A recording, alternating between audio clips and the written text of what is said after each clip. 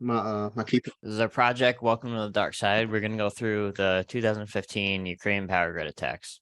The general outline of what we're going to do is go through the sequence of events from initial reconnaissance to the actual implementation of the attack that shut down the power grid, and go through a few measures that might have been implemented that would have made it more difficult for this attack to have taken place.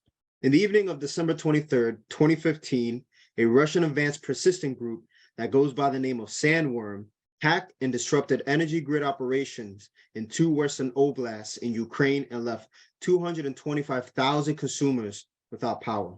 The attack started all the way back in 2014, where the malware was delivered to the business side of the network via spear phishing emails that had malicious attachments.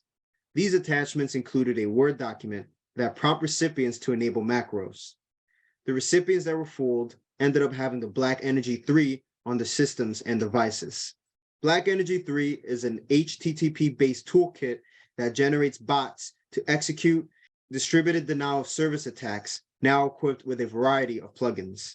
KillDisk was one of those components. KillDisk is a data wiping malware that permanently deletes any data on physical drives without any chance of recovering it. Credentials were secured by accessing the Supervisory Control and Data Acquisition Network over VPN, since there was no two-factor authentication. This resulted in the attacker having the authority to operate within the network. In the end, an established connection was found to the operational network of the power grid system.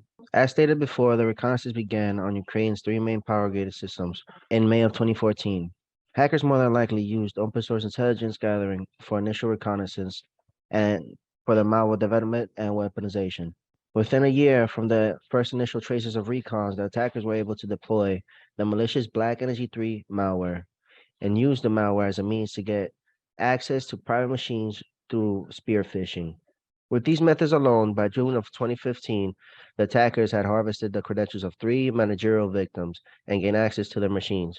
Now began the more destructive part of their work.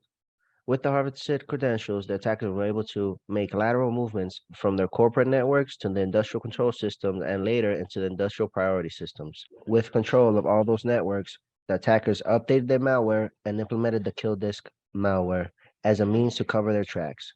Now, with the pieces in place, on December 23rd, 2015, the group attacked, not only cutting power to 250,000 people across Western Ukraine, but also conducting a distributed denial of service attack. This active cyber aggression is meant to limit the enemy's ability to follow the intentions and whereabouts of the attacker in the real world.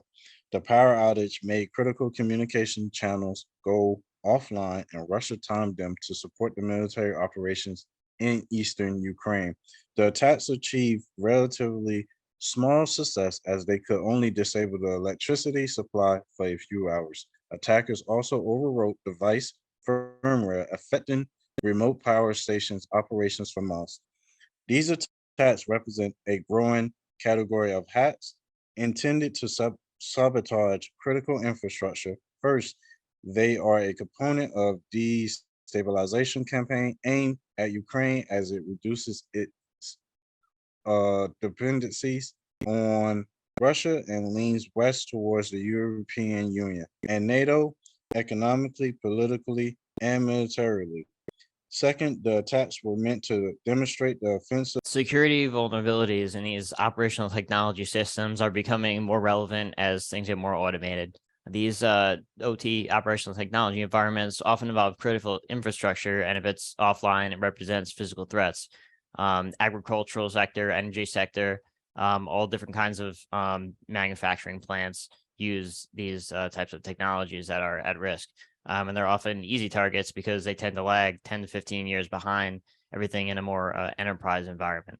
There's only a handful of these malware tools found to specifically target these industrial control systems, but they've all happened in the last 10 to 13 years or so, and they're just becoming an increasingly threat that needs to keep track of.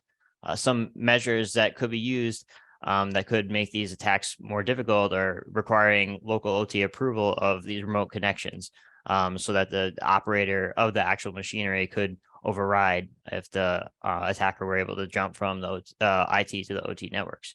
In the case of human machine interfaces, in this environment, strict whitelisting could be used.